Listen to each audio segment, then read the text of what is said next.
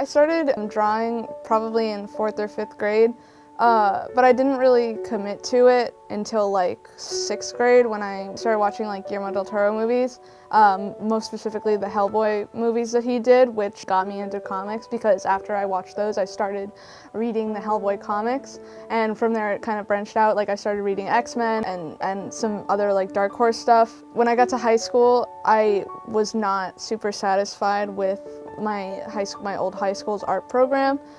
I just didn't feel like I was getting enough art classes, and I just didn't, like the atmosphere there. So I decided to change schools to Granite State Arts Academy so I could focus more on my art. Around the same time, I got hired at PTV and I started doing the theater tech for the Pelham theater groups. And I did costuming and acting in like a show in my senior year. And that kind of made me question, like, is art what I want to do with my life, or do I want to like go into theater tech? So right now I'm actually directing the Pelham Teen Theater. It's a challenge. It's not something that I'm used to, but it is fun to work with the teens, and I think our showcase is going to come out really nice. When I decided that I wanted to do comic arts instead of theater as a college major, I still wanted to do theater as a hobby because it was still a big part of my life and I really enjoy it. Now I get to do theater as like kind of a job basically. And comic arts is like my study, so it's it really is best of both worlds. When I was looking around for colleges, I thought that I wanted to be a comic artist, so I was like, I should check out schools with comic arts programs. And coincidentally, when I was looking at schools, I found out that NHAA had like this past year gotten a comic arts program, and I was like, oh, so I'll go to this school because it's the best option for me. So now I am a comic arts major at NHAA and I really, really enjoy it, and I don't regret my decision. The process of drawing comics is really individualized. There's really not like a standard. The way I do it is, I start off with like a script. I basically type out like what I want to happen on each page.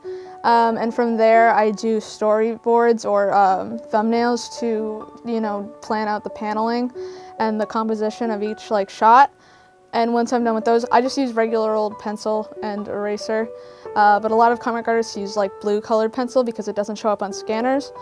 But I don't work with scanners. I always just straight up do lining digitally.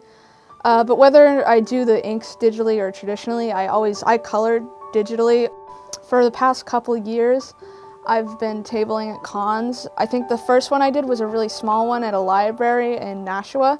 And from there I moved to like Granite Con in Manchester. And then like a couple years ago I got asked by my friends if I wanted to share table space at Boston Comic Con, which was a much, much bigger con than what I had done up until then. And I did, and I was really successful. I've just been doing cons around New England, and I actually this weekend am doing Massachusetts Indie Comics Expo with the NHAA Comics Department and my professor Joel Gill. The people there are more passionate about comics than at like the large-scale Comic Cons, which have kind of just become like general media cons. So I am really excited about it. So I really want to get my comic arts degree because I think that it will help me a lot to really just get right into the world. I think publishers will take me more seriously as a comic artist if I, have a certified degree in it. And I think I'm already like making a lot more connections just like being a comic arts major. Right now I'm only making mini comics, but as I progress as a comic artist, I want to, make like full-length graphic novels. I really just want to make something that I'm passionate about that affects people.